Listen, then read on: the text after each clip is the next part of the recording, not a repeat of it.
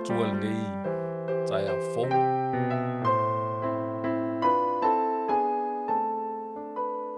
Fia fo'i e whaafiloai ma whaatalofa atu le pa ia maualunga o se tātou atunuu.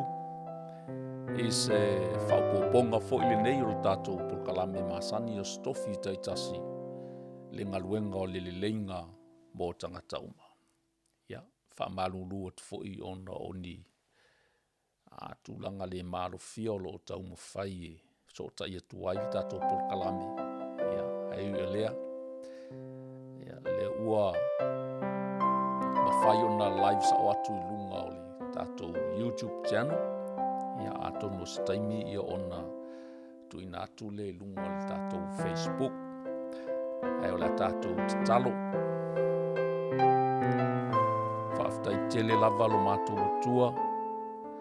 Le nei fo I aso matango fie ua mātou au lia mai. I lo alofa ma lo wanga le lei.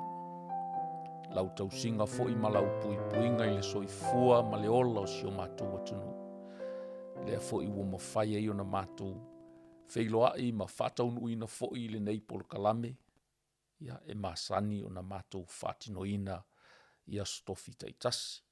O le vi inga lava, o le whamanu ma le whanetanga. E mua o na mātou whafo I atu I lau o fio. Le atua e ou le pule ma le malosi unga lava. O e lava na e whaia mea uma. O e fo I e te pule ao I mea uma. O e fo I e mawhaia I mea uma.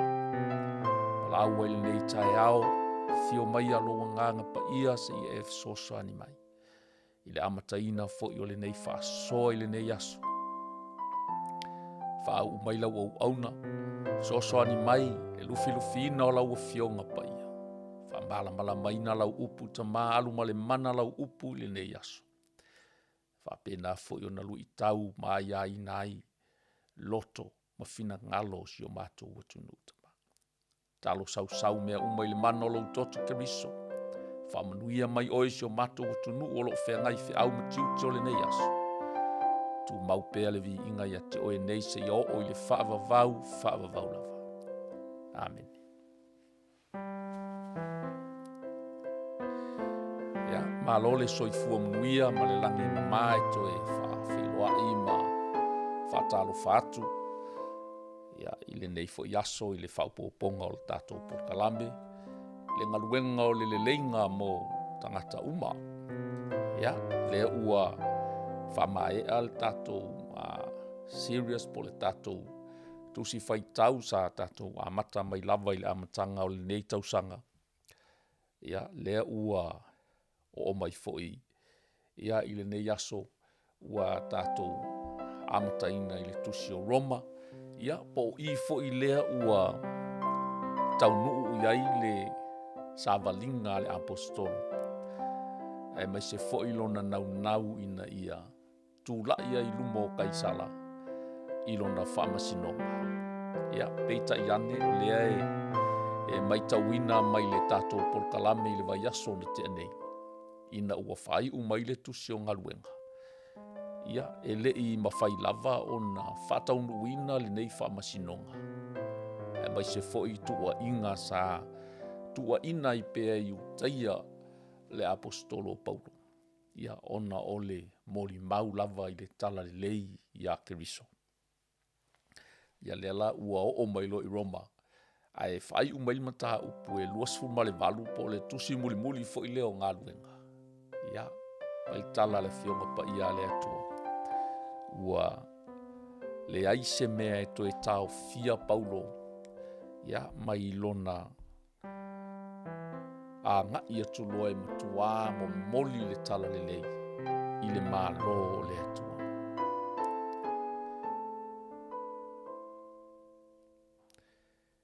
Ua le mawhaia e fita loma, ua le mawhaia fo I utaia e mai se fo I whaamasino sa latou tau mawhai e tā ofi le apostolo.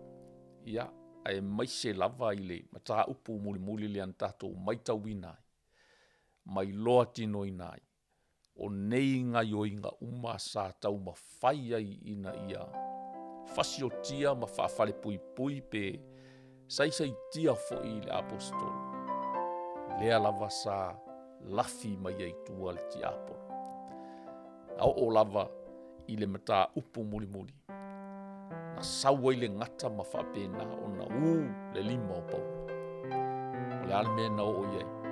Ia, tala manino. Na tango tu lava o le apostolo, tongi i le afi ma susunu ai.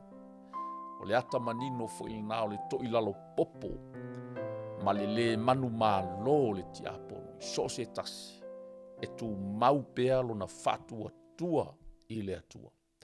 Ma fatino pea la na au nanga malona vala awina, e tusa ma le fina ngalo le atua. Ia, i le mata upula lea e mua o le tusi o Roma, lea ua o mai i le tatou a porkalame. Ia na o ni nai vaenga tā ua o le amatanga o le tusi, ona o loo tuli loa ele tato au tupo ni manatu foi ua faa au tu ina ai le dei porkalame pe on tu ina tu ilunga. O le afi ua mu sai. Ua le matineia ua tu ina atu e le atua e atu. E lua tu inga afi o loo va ai matilo i ai tonu o le ngaluenga le apostoloi. O le afi o le anganga pa ia o loo mumu sai le o langa o le apostolo o Paulo. Ua le mawhai o na tineia e iutaia. Ua le mawhai fo i e wha masino pio ma le sao ona tau fia o ia. E o lava fo i le ti apolo na ia tau mawhai mai lava ina ia fasioti ia te ia. E le mawhai ona o le mana o le atua.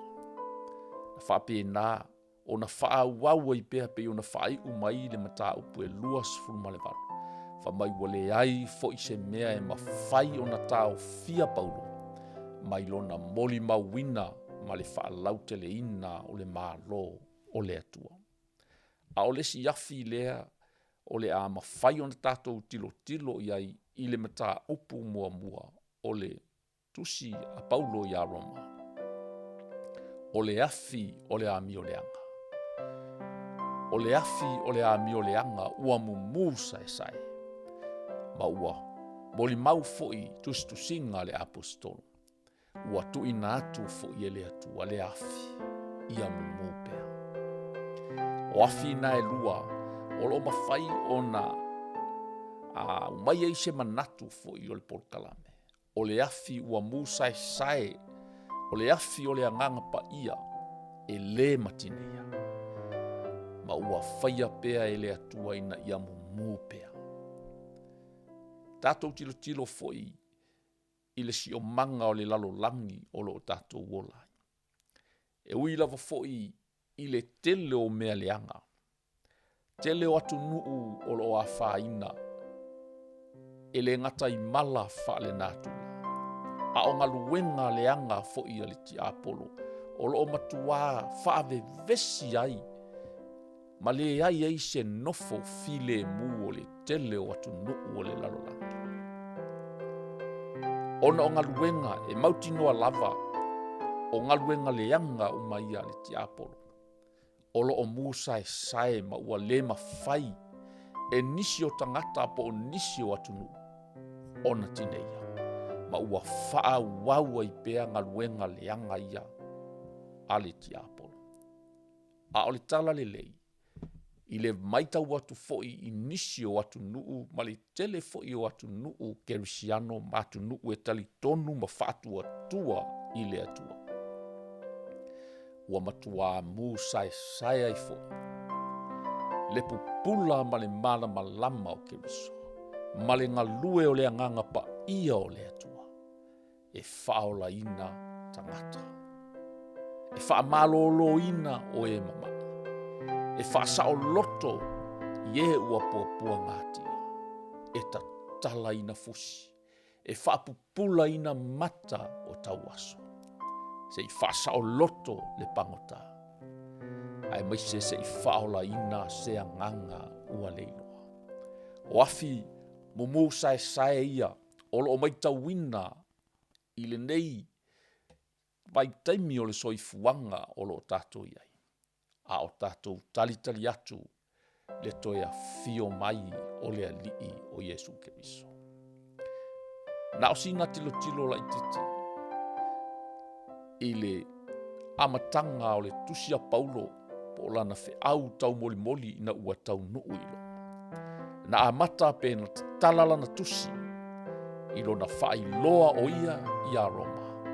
O ia o le auna a Keriso Iesu. Ua filifilia ma fai ma apostolo. Se i momoli le tala le lei inu ese. O le tala le lei o le o ngāto tonu o le nei tala le lei. O lo tatou ali i whaaola o Iesu Keriso. O ia lava o le tupunga o tāmita. O ia foi o le alo o le atua. Ina ua toe fatu wina mai o ia na ie uoti. O le tala le lei lea. O lo o mamoli le apostolo i Roma. Ma ia whaamalo si aua i e fatu atua o lo i Roma. Ai mai se foi lo na nganga whaafitai le fatu atua. O i lātou o lo au mau i Roma. Whaapea le naunau ta inga o lo na loto. Ina ia o atu lātou te wheloa. O nisi o ki films po oni wa inga au tū i tonu o le neitusi le amatanga o le neitusi. O lo whape nā o na identify ai e le apostolo o ia lava. O ia o le auauna. O ia o le apostolo. O ia foi ua vavae e seina se i momoli le tala le lei inu ese. Mana ia le vaenga lea o lana moli mau. Tā ua foi lea o lou iloa po o ai oe. Tā ua lea o lou iloa o ai lou tangata i luma o le atua. Ai mai se foi. I luma o le lalolangi pongisa. Tā ua lou iloa o le a lau fe au ma lou tiute o lo fai. Tā ua foi lou iloa o lau misiona o lo whaatinoina.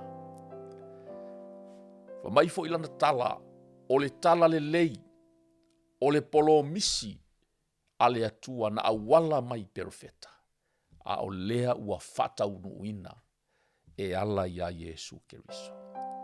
O lana misiona foi, e a afia ai, lona o atu, ma lona a apa atu, ma lona a ngai atu, e mo moli le tala le lei inu ese, na ia whaamalo sia, le whaatua tua o tangata o nu ese, ma ia latou si tai, i le upu po le afionga a le atua. O nisi vaenga o lo highlight po lo whaa, taua ina e le apostolo. O lona whaafitai i le atua, ona o le whaatua tua, o nisi o tangata tali tonu o lo ono nofo i to tonu o le malo Roma. Tasi le anganga whaafitai, e maasani fo i ono o momoli, i nisi o whaalapot potonga, e whapena o na wala au lia ioa. A wae le whaingo fie, lo walu ese masa moa, tu ua lo watu nuu, e pele ia te oe. Ma leo langa sa e maasani ai e te whaama malu i lau tapua inga, e te anga i le lotu i le asusa. Ma e pele foi lo walii i a te oe. A e aru ese lama e malanga ese mai i Samoa, o oe lava o le toa. Ai e sau i atu nuu i fafo, pei o nei atu nuu o lo o matou nofo ai. Ma faa wau pea lou tali tonunga. Ma tu mau pea lou fatua tua i le atua. Ma e le tineia i lalo, le la mepa na whamumuina e le atua i lou soifua e maise lou o langa. O le whaafitai lea le apostolo. Ia i lātou o e tali tonu o lo o iai Roma, a wai loa e le apostolo, e le whaingo fie lo wola i nuu whapene. E le whaingo fie lo wola, ma whaamumu lau mōli, i se atu nuu e le talitonu le 90% o tangata i loa tua. Ai tā ua i o le vaenga lea. E momoli ai le whaafitai toa o le tala le lei. Lātou o lo o whaamiso nale. Ma i lātou o lo o foina o lātou wola. Mo le fe au ma le ngaluenga a le atua. O le stasio vaenga o lana tautolanga. Ma maina ta talo ai o ia na whaawau pea lona naunau tainga. Se i asi mai. E asi mai le au whaatua tua. E whaamalo sia i lātou. Ma whaapena ona encourage foi i lātou. E ala i lo lātou whaatua tua ia Yesu Christ. Paul expresses his eagerness to see spiritual fruit among the Romans as he has among other Gentiles. Tasi lea mea na nau pe na pulu nau ai le apostolo ina ia o mai i Roma. Se ia vaaia se fua whaaleanganga. O le ngaluenga a le au whaatua tua o lo i Roma.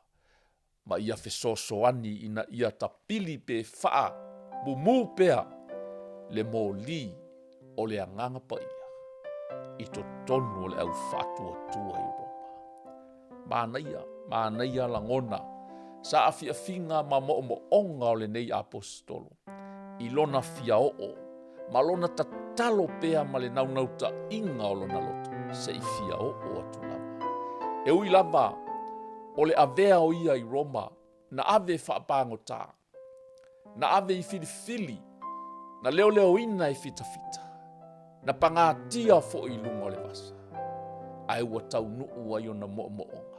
Ua tali ai fo i le atua i lanta talo. Se i o lava i le kale. Se i o lava i le au whaatua tua o lo o i Roma. Wa ua loa ma e sila fia. Pulenga wha Roma. Le malo. Sili o na malosi ma matautia. Ai maise lo lato te tee le talitonunga whakerusiana. Ia o na po. Ai so se tasi sa mawhai o na whaatua tua ai matalitonu i ake riso. O te talitonu o se toa ai. O se toa le nata i luma o le atua. Talitonu foi. O le ala lea. O le whaailoa e le apostolo. Lona whaafetai. Ia i la tau sa whaatua tua i Roma. I lea vai tau o le soifuanga. O le si vaenga. Sa maitauina le amatanga o le tusi le apau. O lona le malea. Paul is unashamed of the gospel, declaring it is as the power of God for salvation to everyone who believes. Mai ele maha o ia, i le tala le lei a Keriso, a wā o le mana lea o le atua, e whaola i nai, ni ia le atua. Stasi vaenga, o lo o whaamamafaina i lana tautalanga. O le ami o tonu, i luma o le atua, e maua i le whaatua tua. Wa whaataunu i nai foi le tusi. It is through faith that a righteous person has life.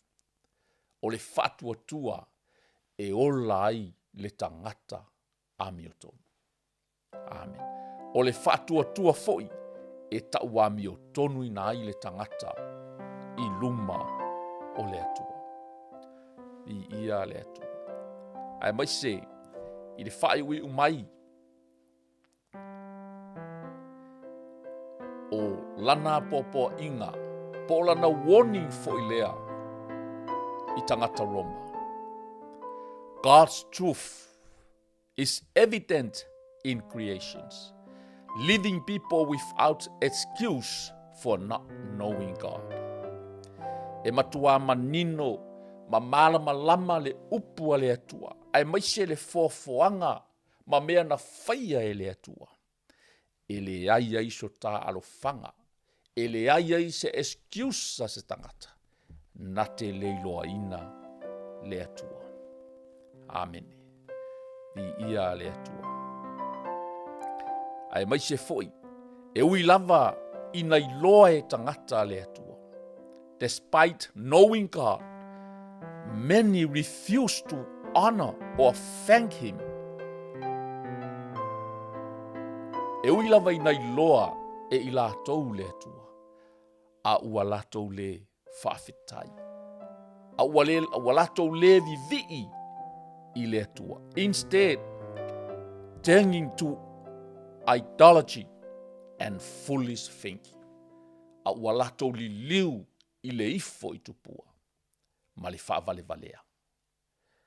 Vi ia le atua.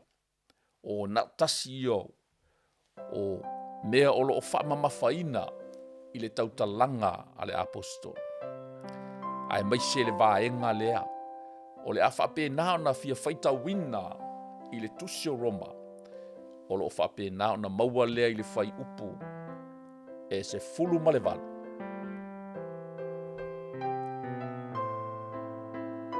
O le toa sā o le atua.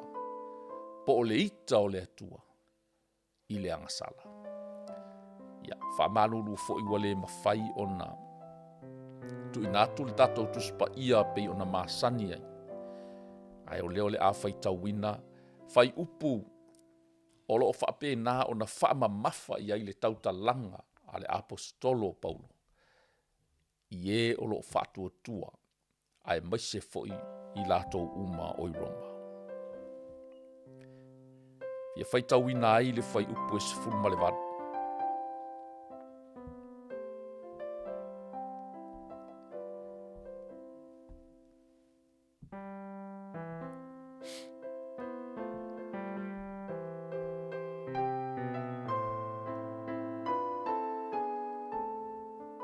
O lo o whaautalaina i le tuspa ia Samoa, o le ami o leanga a le lololangi. O whaalia mai fo i le toa sā o le atua mai le langi i le ami o whaale mata. Ma le ami o leanga o malava a tangata. O e tā ofi i le upumoni ma le ami o tonu. Awa o mea a le atua e mawhai o nei loa, wa whaalia mai ia ia te ilato. Awa ua le whaalia mai e le atua ia te ilato. Awa o ana mea e le vaaya. Talu o na whaia o le lalolani. E vaaya lava ia i le mawhau whau i mea na whaia. O lona mana lava lea e whaava vau. Ma lona atua. O lea foi ua le mautali ai i lato. A wafo i nei loa i lato le atua. A ua le vivi i mawhafta i atu i ateia. I atusa i le atua, ai peitai. Ua wha vale ina i lato. I o lato tau māsalo salonga. Ua wha apouli ulingi a fo i o lato loto valea. Ua vā lea i lato. A o wha fia popoto i lato. I ia le atua. Everything God made can clearly see, so no excuse or no one excuse for not knowing God. Tasile nā vaenga o lo tu inatu i lalo le tato screen. E le ai se tā alofanga. E le ai fo se tā excuse i luma o le atua. A wawa manino ma malama le lei Samoa. I le atua o lo tatou tapua i ai. I ia le atua. A lea e pe o na moli mauma i ai le fionga pa ia. O mea na whaia e le atua ua waaia la vaia. Ua lava lou sila ma lou mai moa e le si o manga o le mea o lo e nofo ai. Ua lava lou mai tau atu i le oso a e o le la ma ngoto ifu. Wa lava lo va ai le punitia o ao le langi e le pongisa. Ma pupula mai ai fetu ma le masina o le po. O mea ia o le foafoanga a le atua. Mai lava i le amatanga e le isuia lava. Wa lava lo va ai atu i le matango fie o le sio manga. I le funga mai o la au. Ia tu maunga lanu lau ava, ma le lanu mea mata. Fōlinga o le ola, pua ina mai ai le ea, o lo tatou mana vaina i le aso, ma le aso. E le lava le nā, e tau mai ai a te oe, o lo soifua pea le atua. Le atua o le fōfoanga. Le atua na ia whaia oe o le tangata. Whaia oe mau o le palea lii o ana ngaluenga. Na ia whaia i lona whaatusa, ma lona mata ngofie. He created us in his own image and his likeness. No inga na whaia i tā ua e le atua. I lona fōlinga mata ngofie. Ina ia tā ola ma tā soifuai ia pei lava o ia. Vi ia le atua. Ai whamai, le tala po le whamalosi po le launga Paulo i Roma. A wā o mea e le vaia talu o na whaia o le larolangi. E vaia la vaia i le mawhauwhau i mea na whaia i lona mana lava e whaavavau ma lona atua. Vi ia le atua, mea na no au whaia tuai. Wa lava lau wa ai i mea na whaia ma mea wa wa aia ma tino mai e te whaapea i foai i lau loto. Whaafetai le atua. Vi ia oe le atua. A o e maa nawa ina fo i le ea i le ne yaso. Ma e mi ngoi ngoi, ma e ola, ma e soifua malolo ina. Ma e tau mafa, ma whaamalie ina oe i se vai, ma se mea ai. Ni ia le atua, a me te le whaapea i fua i whaafetai le atua. Ai whamai whai upu e luas fun maletasi. A wafo ina i loa i la tau le atua, a ua le vivi ma whaafetai atu i ate ia. Amen. E leo se lu i tau e lea mo i tātou. E leo se whaamalo si au ma se whi auto e whaamanatu lea mo i tātou Samoa. I lou vaava ai atu. I lou tilo tilo atu. I lou maitau atu. I le vevesi. I mala whaale nātula. I puapua ngā o lo o ui ai le tele o atu nuu. Ai mai se foi. Atu nuu lātou te le tali tonu i le nei atua. Ai a Samoa si o atu nuu pele. O lo o manuia lo nau elele. O lo o manuia lo ngata i whale. O lo esa o loto iau lau whanua lanu lau ava. O lo sa o loto lau tapua inga. E te leo lafi i lalo le palapala peo na iatu nuu komenisi. O lo tausa ili ni mea e tapua iai. Ile nei fo i vai aso. O lo mai tau ina tuai le sawa ina o na itangata kerisiano. Iatu nuu alapi. Iatu nuu mosalemi. Ono la latou mau i a keriso. Ua susunu ina ai o latou fale tapuai. Vi ia le atua. Ai leo tuuina i lalo. Lo latou tapuai pea. Lo latou vivi i pea. Lo latou whawhitai pea i le atua. O le au le mana ma le malosi. Ma le ola umalawa. Whamai o i lātou ia, ua lātou i loa lava le atua, a ua le vivi i ma whaafetai atu i a te ia. Ia tusa i le atua, ai peitai. Ua whaavale lea ina i lātou, i lo lātou tau māsalo salonga, ma ua whaapouli uli ngia foi o lātou loto. Ua valea i lātou, ai whaafia po poto lava i lato. Ni ia le ato. Whai upe lua sumalito. Wa lato fesu ia i foi le mamalu o le atua soifua. Soifua pea lava ma le whaatangata o le tino o le tangata i uvale. ma manu felelei, ma manu vaefa, ma mea fetolofi.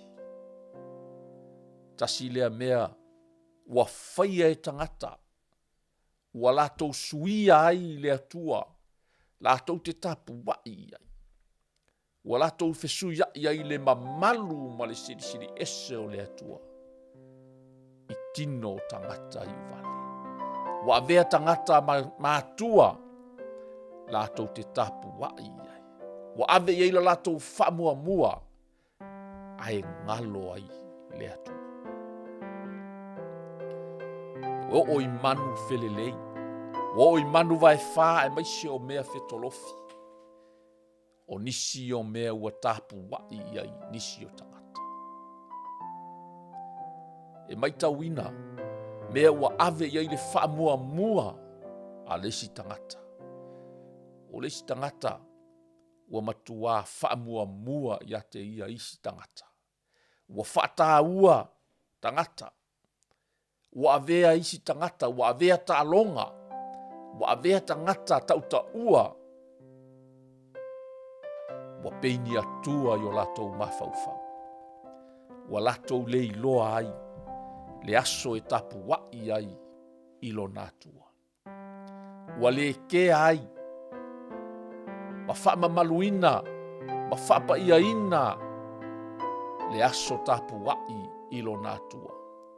Aisea, ua whaamua ia te ia le tangata. Ua whaataua ia te ia tangata.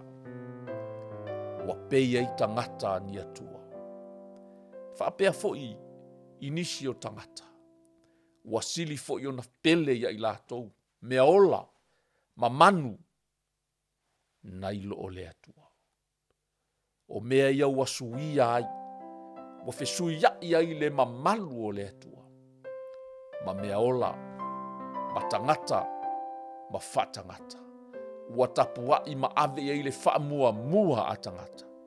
Ai latou whaangalo i le atua. Whai upe lua sifu marifa. O lea foi, na tui nātu ai i latou e le atua i le ami o leanga. I le tui na nau o latou loto. Latou te wha leanga hai ai o latou lavatino. O i, o loo, tau whaatata tua i se manatu, pei o na tui nātu, o le afi ua mumu sai. Ua le matineia, ua tui nātu e le atua e alu.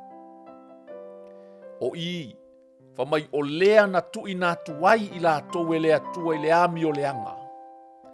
I le tui na nau o lātou loto. Lātou te whaaleanga i nā i o lātou lavatino. Amen.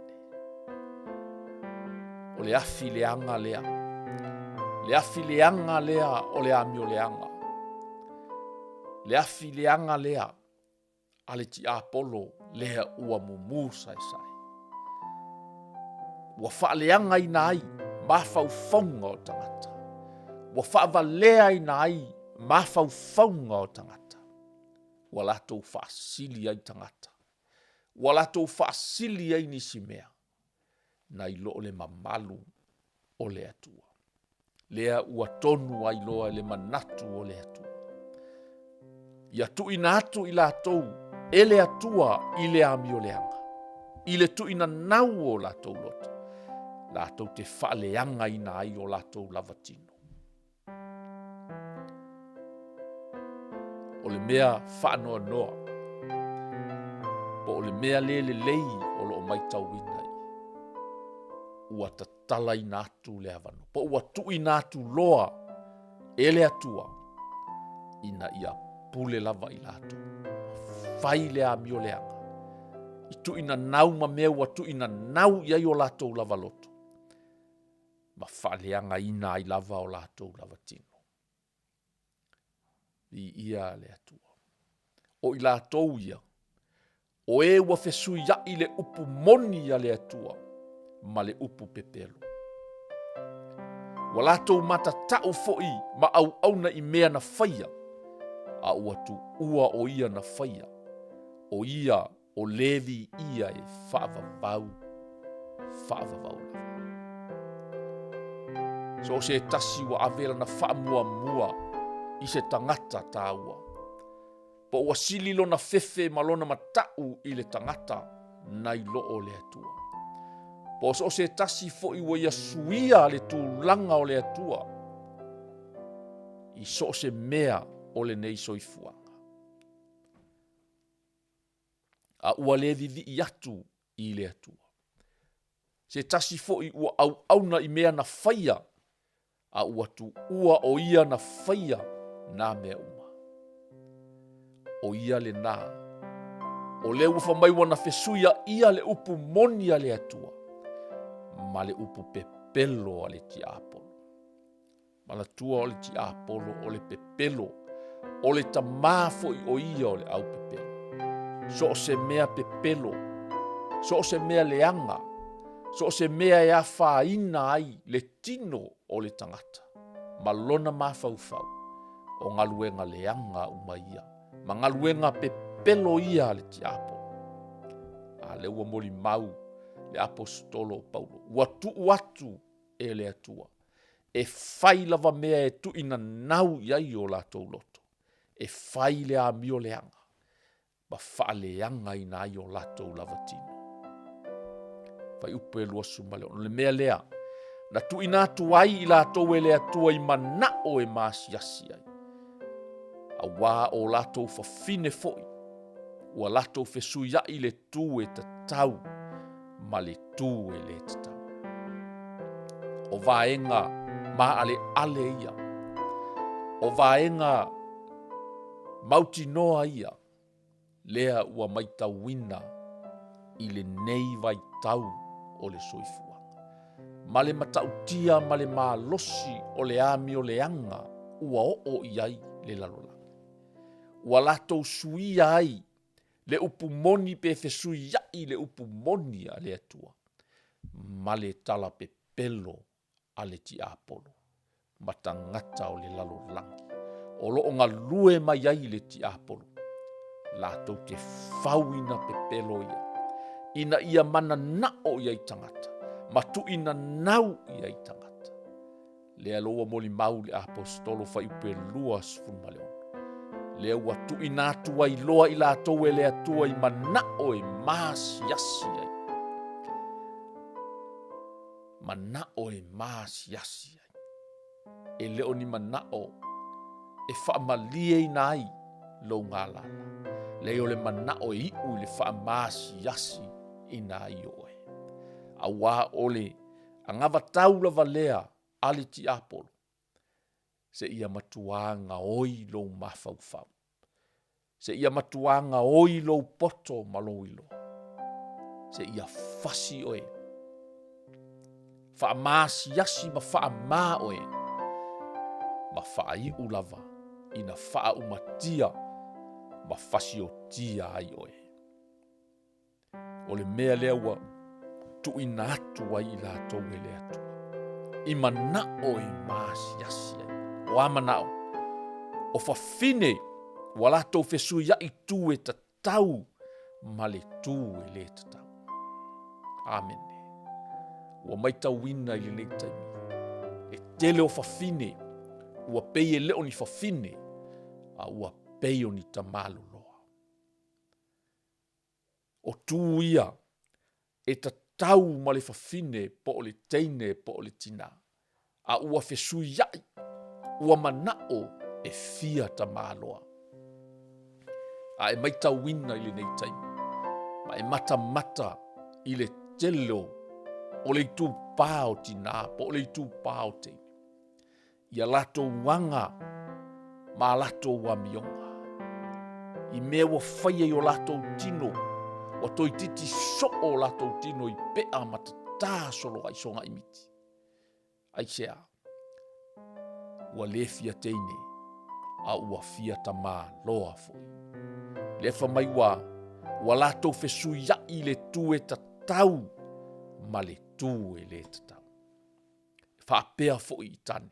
Fai upe loso marifitu. A fai foi o le te fonga mai. Oe o le tama. Po oe foi se fine. o te manao ia te o e te whai tau lea fionga pa ia lea lea tua. E te iloa le mea ua matua, alu whaafi ai, ua mumu sae whaafi ai, ma ua le matineia. Lea nga watu e lea tua. Whamaia, watu ina atu e lea tua, i manao e masiasi ai. E sea me ua whaia i le whai unga lea lea tua. Lona winga, ua umatu ai ngā whautuanga e whai ai. A tonu le nae whautu atu, a tonu le nae apopo ai atu o mātua, o lou a inga, o lou nuu o au auna a lea tua ia te oe, ina ia tuune. Ina ia toe whaafoi lou tamali inga, i le tūlanga sa whausia ai oe lea tua, o le tama, ma le tamaitai. O le whawhine, ma le tane. O le tamaloa, ma le loo matua. Ai a whai o le nāua e tau ma whai. Whamai e whaapea fo i tane, luasu ma le fitu. Watu ua i la tau le tue ta tau i le whawhine. Ina ua mū i lo latou whemana o ai, o tane, ua whewhai ai, i la tau i mea e masiasi ai. Ua tauia fo i la tau i o latou lava tino, e tusa ma lo latou se. Tua manino le lei, lea fionga pa ia le atu. O whawhine, ua whesui ai e i latou, ma ua manao e fia ta maloloa. Ua whaapea foi tane, ua tu ue i latou, le tue ta tau i le whawhine. Ina ua mū i lo latou whemana o ai, o tane, ua whewhaia hai i latou i mea e masiasi ai. Amen. E le tau whaamatalaina le atu langa sa moa si o watu lupele. I le afi mumu sae lea. I le tele o le whawhawhine po o tama ua fia whawhine. Pe fia teine fo. A le ua manino i. Le tioa a fiu nei au nā le atua. E momoli atu le upa. Ai au te maitawina i niso taimi. A tala noa ina. Le nei au tū ma momoli atu e au nā le atua i lunga o ala whaasalalau. Po tonu fo i o whalesa. Ai whaasanga mai fo i whaafine. Ai whaasanga mai fo i la tou. Ma au mai fo i lo la tou sao. Ma au mai fo i o la tou langona. Ai ole mea pito sili ona whaanoa noa. Tali tonu fo i ole mea lea ua whaafainga tāi. Langa ua tu ina atu i la tou e lea tua i mana o e masiasi. Ua tu ina atu i la tou e whai lava. Le mana o i mea e masiasi ai. Li ia le atu. Ua latou le loto fo i e tā ofi le mata upu i le atua. O lea watu ina atu wai i latou e le atua i le loto leanga. Latou te whaia i mea e le tusa. Whaatolu le lei o na mention e Paulo le vaenga lea. Whai upu e luas fulumale wha pe a whai o lete mai tau mai. Roma whai upe luasu ma le wha. O lea ua tu ina atu wai i latou. E lea tua i lea mi o leanga. I le tu ina nau o latou lotu. Latou te wha leanga i nai o latou tino. Taimi mua le nā whai upe luasu ma le wha. Luasu ma le ono. O le mea lea ua tu ina atu wai i latou e lea tua i mana o e masiasi ai. 25 a 24. Ua latou le loto foi. E tā ofi le mata upu a le atua. O lea, ua tuina atu ai i latou e le atua, i le loto leanga, latou te whai ai mea e le tusa, ma le fina ngalo o le atua. Tālofa.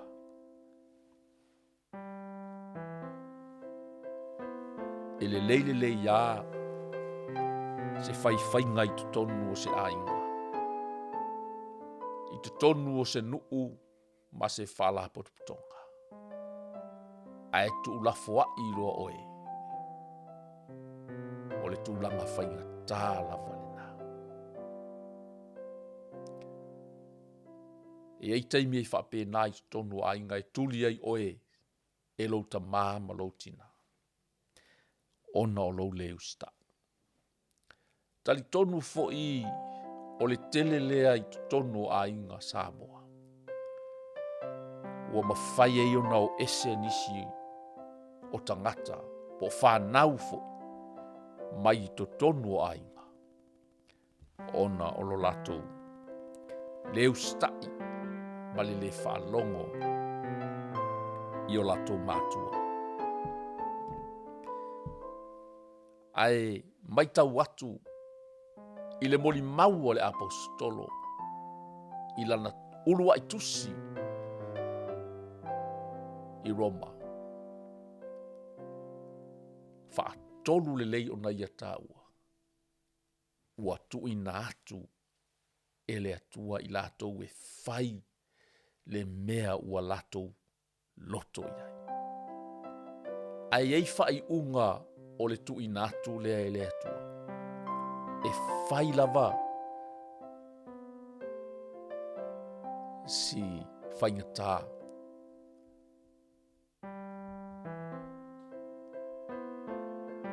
Ua tuina atu i latou i manao e masi yasia. Ua tuina atu fo i latou i le mea ua tuina nau le amio leanga e tuina nau ia i o latou loto. Latou te whaaleanga i o latou lavatino.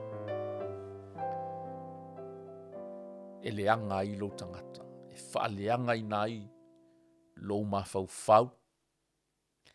E whaaleanga i nai lo loto.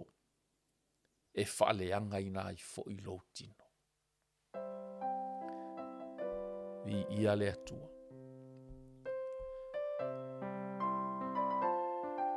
O nisi vaenga o lo ili whai upe luas fumaleiva. O mea ia ua tuina atua i latou e le atua. I le loto leanga. Latou te le whai mea e. Latou te whai mea e le tusa. O lo tumu i latou i ami o leanga umalava. O le whaita anga. O le amio ulavale.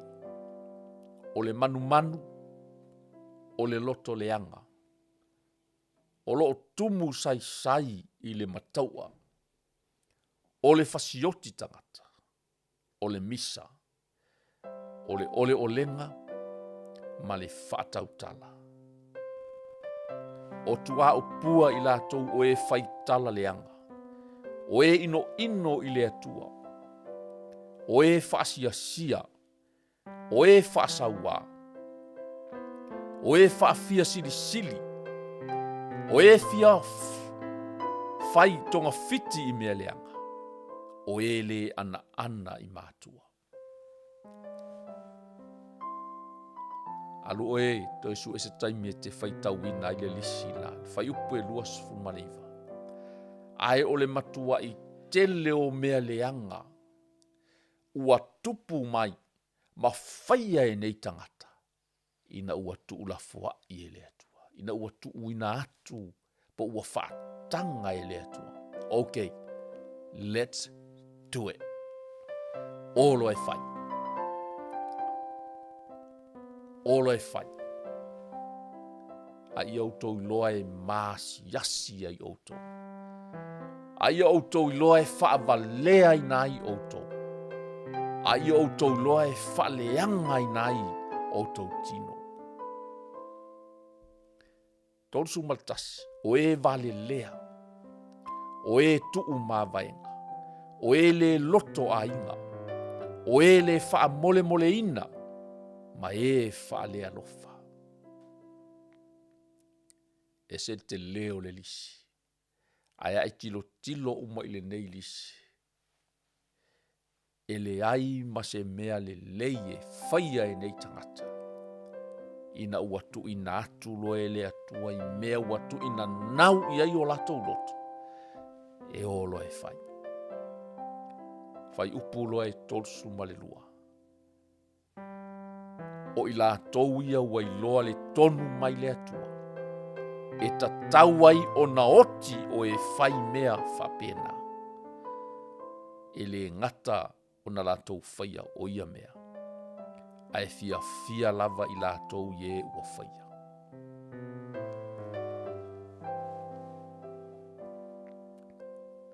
O le afi ua musa e sae. Ua le matineia. Pa ua tu ina atu e le atua e anu. O le ami o le anga lea. O le afi lea ale ti apolo. Ua matua. Mo musa e sae.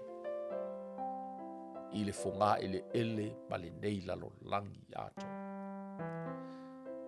Le ata lea o loo mai moa ma mata atu iai. Ma le alofa. Talitonu o le ala fo i lea. O le nau o le apostol. Ma le tatalo whaataua nau o le apostol.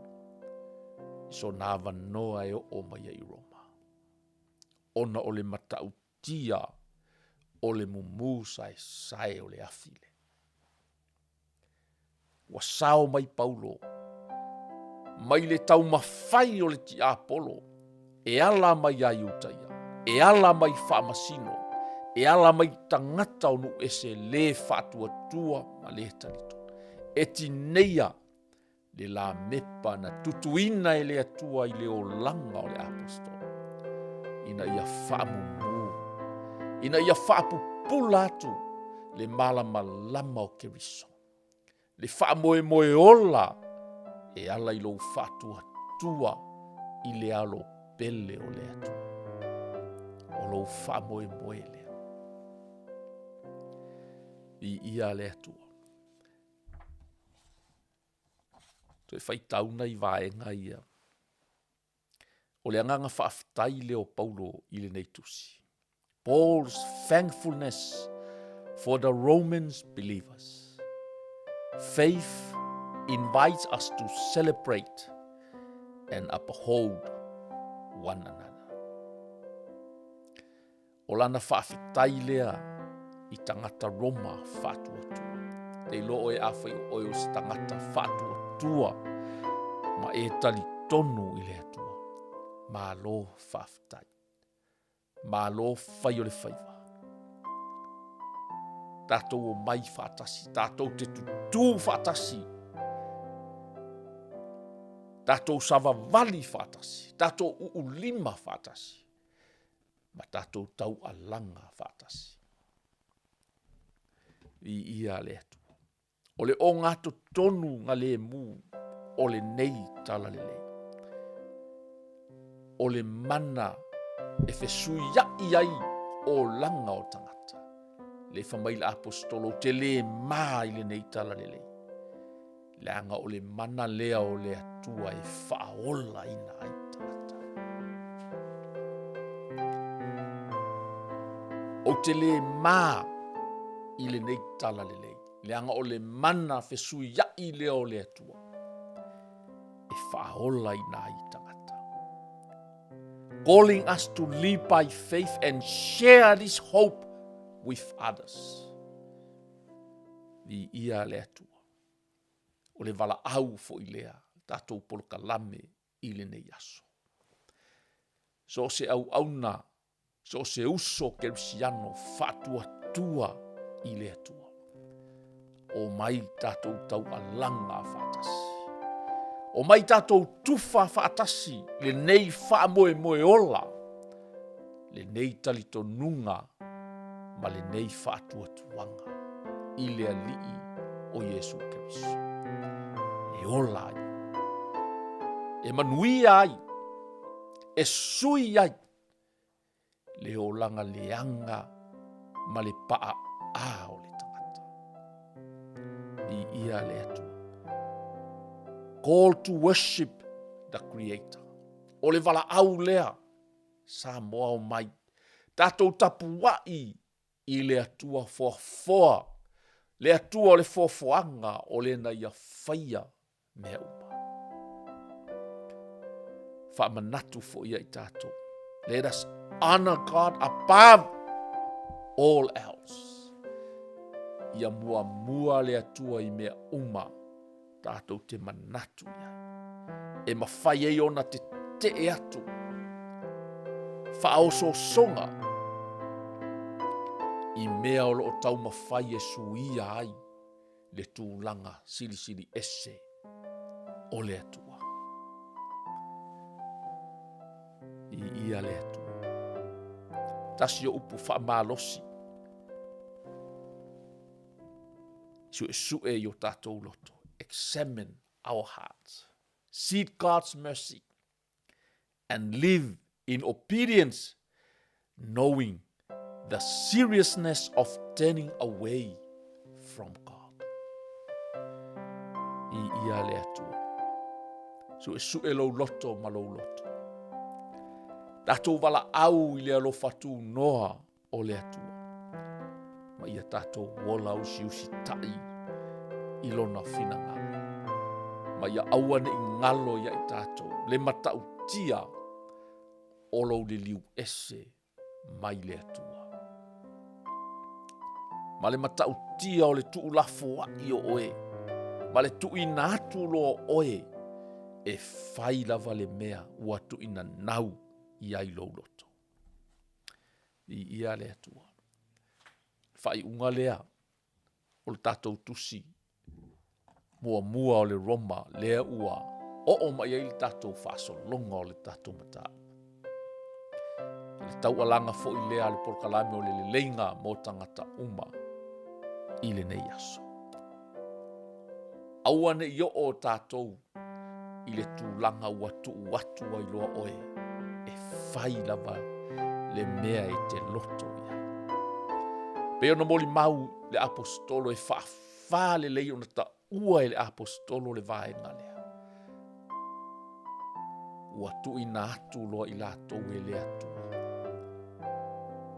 I mea ua tu ina nau iai o lato loto. E maasi asi ai. Ma whaleanga ina ai o lato tino. Fia ni manu anua. Fia ni loto momo.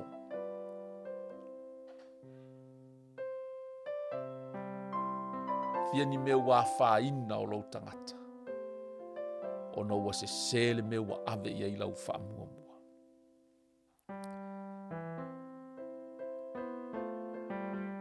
A le whaftai le porkalame. Le porkalame o le leinga mo tangata uma. Mai lava le tala le atua ia pau. O lo moli maua i le apostolo peisea i o lo ai oi mai le atua. Toi fo'i mai i le atua e te olai. Le ua e whaalongolongo mai i le nei aso. E leo sau upu. E leo sau tala. A o lea fionga a le atua. E ave le wha mamafa o le porkalame i le nei aso. A whai o oeo se teine ua e fia tama. E le whaatanga ina e le atua. A whai fai o oeo se tama ua e fia teine. Po o lea ua whaingoina o tō o whawhawhine. E le whaatanga ina foi e le atua. Ai alofa le atua ia te outou. E alofa le atua ia te outou. E manao foi le atua. Ina ia outou salamo ma li liu mai. E whaola ina ai outou. We are reminded to honor God above all else, resisting the temptation to put created things in His place. Live in obedience, knowing the seriousness of turning away from Him. Ia e loa le matautia o lou liliu ese mai le atua. Fa mai le fai upu muli o le nei tusi. Roma mua fai upu muli po le fai upu e tolu se fulma le lua. O i la tou ia, ua i loa le tonu mai le atua, e ta tau ai o na oti o e fai mea whapena. E le ngata ona latou faia o ia mea, ai fia lava i latou i e ua faia. I think I'm gonna read it in English. Pe manino leia i le fai pumuli lea. They know God's justice requires that those who do these things deserve to die. Yet they do them anyway. Worse yet, they encourage others to do them too. O le justice lea, po le amio tonu lea, le pisa i le whainga malo lea Samoa. Sa ili le amio tonu. A o i la tau ia o lo o leu stai le upua le atu. Waliliu ese mawhai lava mea e tu ina nau i ai o lato loto. Wa lato whaasiri fo i mea e manao i ai nei lo lato manao i le atua.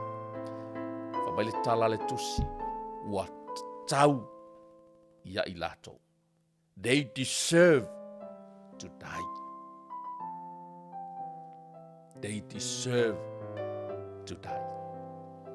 But let me read 2 Corinthians 5 and the last verse. Mai fo il fai upu muli. Now fai tau ia mai fai upu eluasful. So we are Christ's ambassadors. God is making His appeal through us. We speak for Christ when we plead, come back to God. For God made Christ, who never sinned, to be the offering for our sin, so that we could be made right with God through Christ. Awana whaia ke riso mga sala.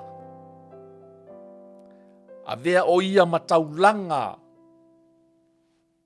matongiola mo tangata ngasala. Ina ia tauami o tonu ina i ta ua i luma o le atua. E ala ilona maliu. I ia le atua. Olo o iai lava le avanoa. Le alofa tu noa lea o le atua. Lea fo i e tau alanga ai le apostolo. Peisia i olo o au ngani mai. Le atua e ala atu ia i mato. E ala atu i lunga o le nei por kalami. E ala atu i lunga o le nei whasoa. Se leo le atua. Come back to God. Toi foi mai i le atua. Sau e talia Yesu. Sau e wha maua lalo i luma o le atua. Sala mō maliliu ese i nā ala leanga. Talia Yesu e avea mali i ma whaola. E whanau fo wina ai lo tangata. E avea ai o e matangata fou i luma o le atua. O na wa ai mai leo le atua i ate oe. O oe o le tangata fou. Ta mawha aftai lau upu.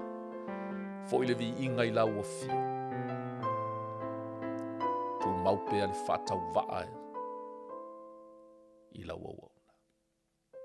Talo le atua ngalue atu lau mana. Wha malama wha manino atiri lau upu a fola ina. ia ina ni nganga se tele mo lo malo Keriso.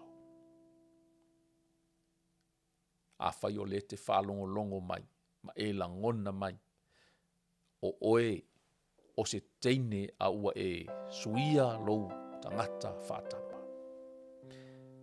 A whai fui o oe o se uso tama, talavou, o oe fui o se tamatane malosi. A ua suia oe a vea ma whawhawhine. O loua wanoa le leile ne. Langa o le manino leile upu a le atua le whai upu e tolsu ma le lua o le tusi Europa. O i la tau nei, ua ta tau iai le oti. A e le salamol ma e li liu ese i le tū ma le anga le nā ua e whai. O te tau watu ia te o e tusa ma le upu le atua. You deserve to die. But the worst thing, le whamai e. Let me go back.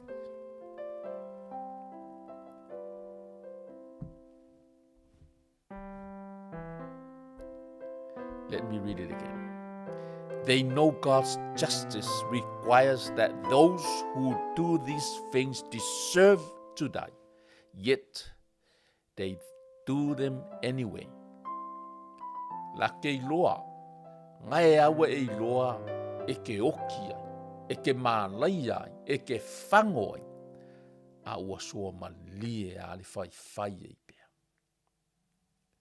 Yet they do them anyway. Worse yet, al me piko siri langa leanga, they encourage others to do them too. Ke loo kouia whawhawhinge ma whawhakama makua.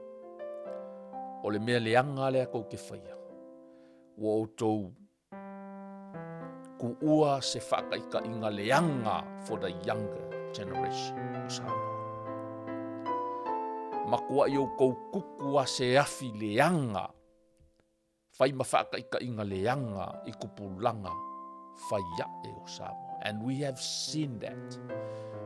Ma ova ai ka maiki la iki a o i Samoa. Ova ai makua i influence a lako i yanga whawhawhawhi. A leua mai ka waku ke mi e ua maku kua i lako. Ua maku a whawhawhi kua i kenge ma o yoia. Lea life mai kala le apostolo, worse yet, they encourage others to do them too. Ele ngaka e whai o kou lea mi o leanga lea. Ma le whakaika inga leanga lea i tupulanga lalo vaoa o Samoa. Ma le lalo langi atoa. Ai wa kou wha amalo sia fo i la kou e muli muli aku. I o kou kūlanga vai. They know God's justice requires that those who do these things deserve to die.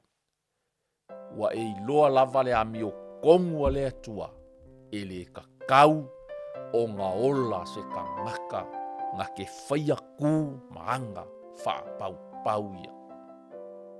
Kau ia ilioki. A lenga moli mau le apostol. E kale sia kolonito. O le mau whaavae fo i le ngā o le ngei pol kalame le ngaluenga o le lenga mo tangata uma.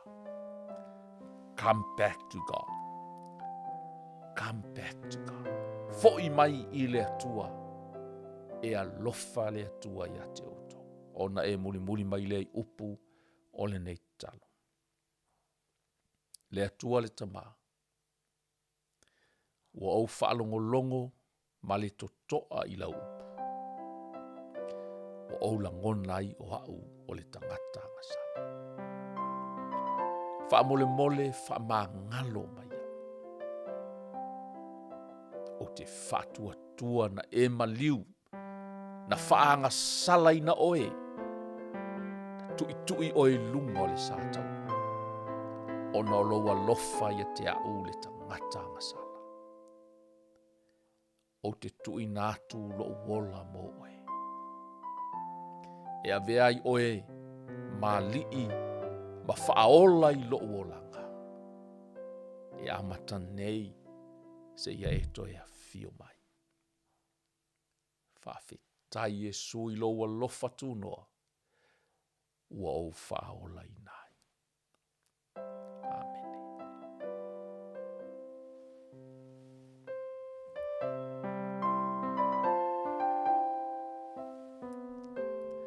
Ia le tua, ia o se whai unga fo ili nā, po se whaupoponga o le tātou por kalame māsani. Ia, tu maupea le inga i le tua, tai mola na upu, ia walu i tauina ai tātou umalava. Ia, talo fo i anga leile tua e wha lau tele, wha manino, wha mara malama, wha mangalo fo i se leo ua le tau tamali i lau wha fonga mai. Ia e tali tonu ua tātou. Talia umama le loto maua lalo, le anga lo se upo le whai por kalame, o le a fionga lava a le atua. Pule alofa le atua tātou te aulia lana stofio mua mua, tātou te toi whelo ai fo ilunga lava o le nei por kalame, ai mo le taimi nei, ia, whātou whawha soi fuia le mamalu si ua tunu pele Samoa.